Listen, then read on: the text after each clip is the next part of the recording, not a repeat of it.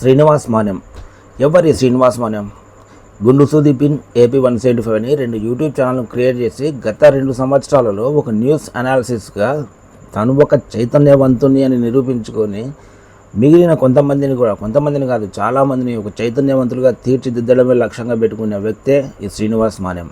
ఈ శ్రీనివాస్ మాన్యానికి సంబంధించి ఒక కామెడీ విషయాన్ని మీద పంచుకోవాలనేదే ఈ ప్రయత్నం. అసలు ఏంటి ఆ కామెడీ? ఈగో హర్ట్ అయింది. లోకేష్ గారి విషయంలో ఈగో హర్ట్ అయింది. అది చంద్రబాబు గారికి చెప్పలేరు, పార్టీలో ఉండలేరు, బయటకు కక్కలేరు, మింగలేరు, ఉండలేరు. సో టైం కోసం వెయిట్ చేస్తున్నారు. సో లోకేష్ గారి దగ్గర ఉన్న తెలుగుదేశం పార్టీ నేతలేమో ఇతను వైసీపీ పార్టీకి సంబంధించిన జర్నలిస్ట్ అని వాళ్ళు ఏడుస్తుంటారు. వైసీపీ వాళ్ళేమో కాన్ఫిడెన్స్ ఉంది, ఓవర్ కాన్ఫిడెన్స్ కూడా ఉంది.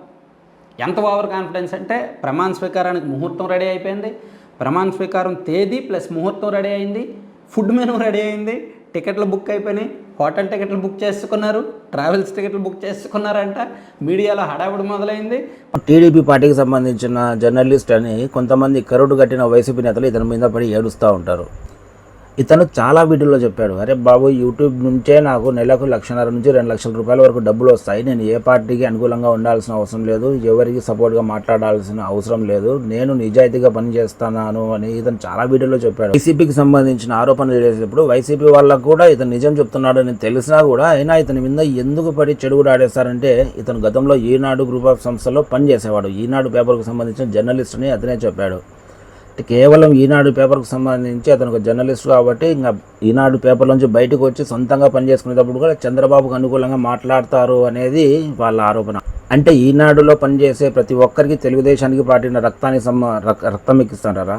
అదేదో అంటారు కదా మనం, హెప్నటైజ్, తెలుగుదేశం పార్టీకి అనుకూలంగా ఉండేటట్లు హెప్నటైజ్ చేసి పంపిస్తారా ఈనాడు పేపర్లో పనిచేసే వాళ్ళందరికీ?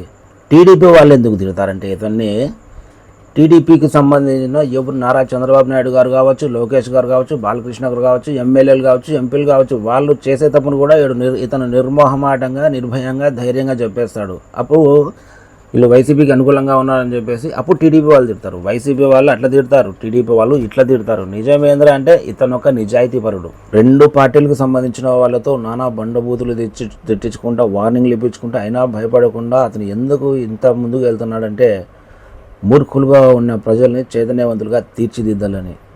మీకు చెప్తున్నాను కదా, మీరేమో పిచ్చోళ్ళు, పూర్తిగా పిచ్చోళ్ళు. టీడీపీ వాళ్ళేమో వాళ్ళు ఒక రకమైన ఉన్మాదులు. టీడీపీలో కొంతమంది జనసేన వాళ్ళు అంటే వాళ్ళు పిచ్చోళ్ళు కాదు, ఉన్మాదులు కాదు, పాపం పిల్లలు, వాళ్ళనేమో అనకూడదు. సో 3 పార్టీల వాళ్ళు నాకు శత్రువులే. నేను అందుకే చెప్తున్నాను కదా, స్టార్టింగ్లోనే చెప్పా, నన్ను ఎవరు కొట్టినా, నన్ను ఎవరు ఏం చేసినా ఏ పార్టీ వాళ్ళు నాకు రారు, నాకు సపోర్ట్గా రారు. పైగా అతన్ని తిట్టే విషయాలు అంటే ఫోన్లలో మాట్లాడడం కానీ, కామెంట్లలో రావడం కానీ, 2 దాంట్లో కూడా అతను టీవీ మళ్ళీ అతను చెప్పి నవ్వుతా చెప్తాడు. ఆ నవ్వులో మీకు హేళన కనబడచ్చేమో కానీ నాకైతే నిజాయితీ కనబడుతుంది. ఆ నిజాయితీలో ఉన్నప్పుడు నవ్వు అట్లాగే ఉంటుంది. ఆంధ్రప్రదేశ్లో ఇంత నిజాయితీగా పనిచేసే న్యూస్ అనాలిసిస్లు చాలా తక్కువ మంది ఉన్నారు. దయచేసి అతన్ని చేసుకొని ఇద్దాం.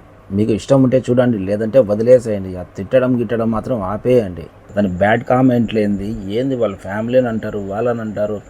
ఇంత జ్ఞానం ఉండదా కొంచెం కూడా? ఎందుకు ఇట్లా మాట్లాడడం?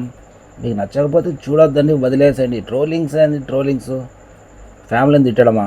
ఇదేనా మీ పార్టీలు మీకు నేర్పించేది?